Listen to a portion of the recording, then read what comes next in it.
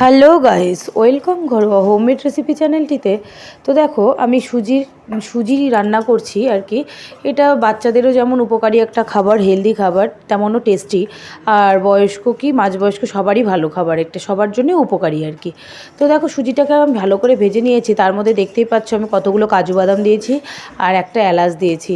তোমরা চাইলে এর মধ্যে তেজপাতাও অ্যাড করতে পারো। আমি কিন্তু তেজপাতা অ্যাড করব, তবে সেটা পরে অ্যাড করব। কারণ কি, তেজপাতা দেওয়ার পরে যে দেখো পাশে দেখতে পাচ্ছ একটু হালকা দেখা যাচ্ছে, তেজপাতাগুলোকে তুলে রেখেছি। তেজপাতা থাকাকালীন সাইড দিয়ে সুজিগুলো ছিটে ছিটে যাচ্ছিলো। তো সুজিগুলোকে খুব ভালো করে আমি ভেজে নেব, একদম লাল লাল করে ভেজে নেব। দিয়ে তারপরে এর মধ্যে দুধ দিয়ে আমি মিষ্টি দিয়ে সুজি করব। দুধ সুজি, মানে আসল কথাই হচ্ছে দুধ সুজি।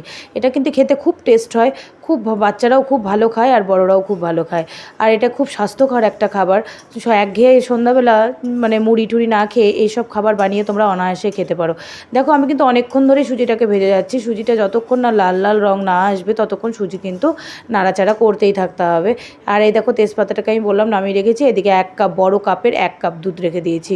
তোমরা চাইলে আরও দুধ দিতে পারো। আমি আরেকটু দুধ দেবো, যাই হোক অতটুকু না, আরেকটু দুধ দেবো। দেখো, আমার সুজিটা ভাজা হয়ে গেছে। দেন আমি এবার তেজপাতা আর তোমার ওই 1 চামচ ঘি দিয়ে দিয়েছি। এবার ঘি দিয়েও ভালো করে আমি সুজিটাকে আরেকটু নেড়ে চেড়ে নেব, দিয়ে যাতে ঘিটা সবটা সুজির মধ্যে লেগে যায় আর সুন্দর একটা স্মেল বেরোবে।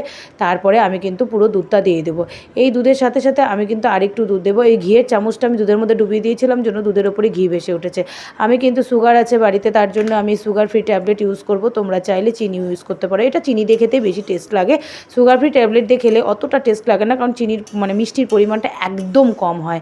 তো যাই হোক, চলো, আমার বাড়িতে সুগারের রুগী, তাই জন্য আমার এটা দিয়েই করতে হলো। তোমরা চিনি দিয়ে করবে, খুব ভালো লাগবে খেতে। এটা যদি বরফি করে চাও, থালার মধ্যে তেল মাখিয়ে নেবে কি ঘি মাখিয়ে নেবে, নিয়ে পুরো সুজিটাকে ঢেলে নিয়ে কিছুক্ষণ ঠান্ডা হওয়ার পর তোমরা পিস পিস করে কেটে নেবে। দেখো, আমি বাটির মধ্যে নামিয়ে নিয়েছি আমার সুজিটা। আমার সুজি ডান।